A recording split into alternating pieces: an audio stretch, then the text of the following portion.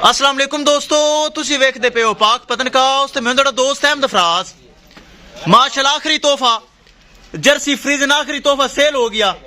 बरावीर साडे कोल आए, उन्होंने परचेज कर ली। अल्लाह ताला मालका दा नसीब करे। बरावीर साडे कोल आए माशाअल्लाह, बहुत अच्छे बरावीर हैं। इन्हें माशाअल्लाह गां परचेज कर ली।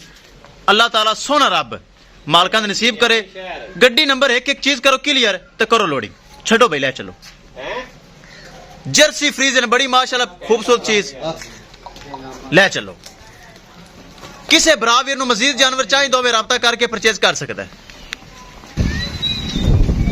किसे मेरे भरा नूं वीर नूं मजीद अच्छी नस्ल की गाय चाहिए होवे बाएतमाद भरोसे नाल और गारंटी नाल परचेज कर सकता है।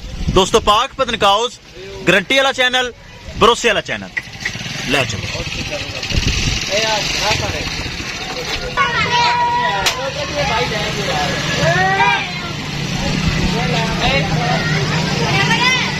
बरामद दस्ता जावा लोकेशन अड्डा बुंगा हयात, तहसीलो जिला पाक पतन शरीफ।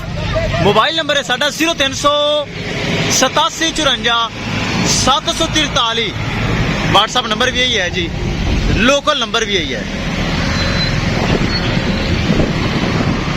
चेक करो माशाल्लाह जर्सी फ्रीजियन नस्ल बहुत अच्छी माशाल्लाह गाय। बाहर साडे कोल आए ने परचेज कर ली।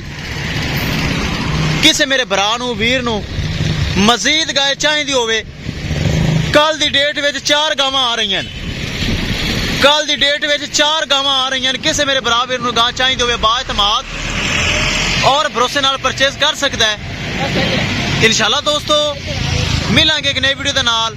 अपने फराज दोस्त दे इजाजत, अल्लाह ने के बाद डाला नहीं आया।